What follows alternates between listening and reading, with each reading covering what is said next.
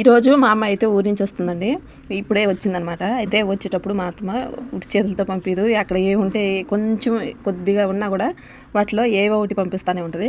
ఇప్పుడు ఏమేమి పంపించింది అనేది చూపిస్తాను. ఇవ్వండి డ్రై ఫ్రూట్స్ ఊరికి వస్తుందని చెప్పి పిల్లల కోసం పంపించిందనమాట. మా పిల్లలకి ఇష్టం అని చెప్పి. ఇంకా ఇవైతే అక్కడ కార్పోస్ తెచ్చుకున్నారంట. అవి సగం మిగిలిపోయాయని చెప్పి అవి కూడా పంపించింది.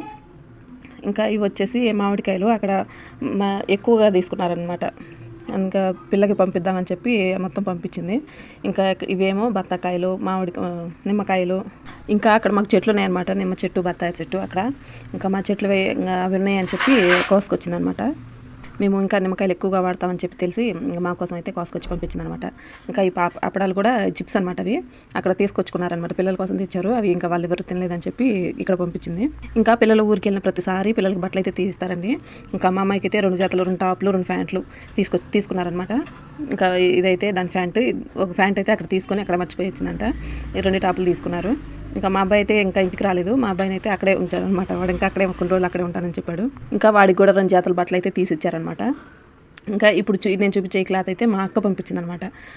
అక్కడ ఏవి క్లాతులు మిగిలినా సరే మా అమ్మాయికి పంపిస్తుంది. మా అమ్మాయి చిన్నప్పటి నుంచి ఏ క్లాతులు అయినా సరే మా అక్క పంపించింది అనమాట. కొనడం తక్కువ, ఇంకా ఏ క్లాతులు అయినా సరే మిగిలినవి మోడల్గా కుట్టి పంపిస్తుంది మా అక్క. ఇప్పుడైతే అది నన్ను కుట్టమని చెప్పి పంపించింది.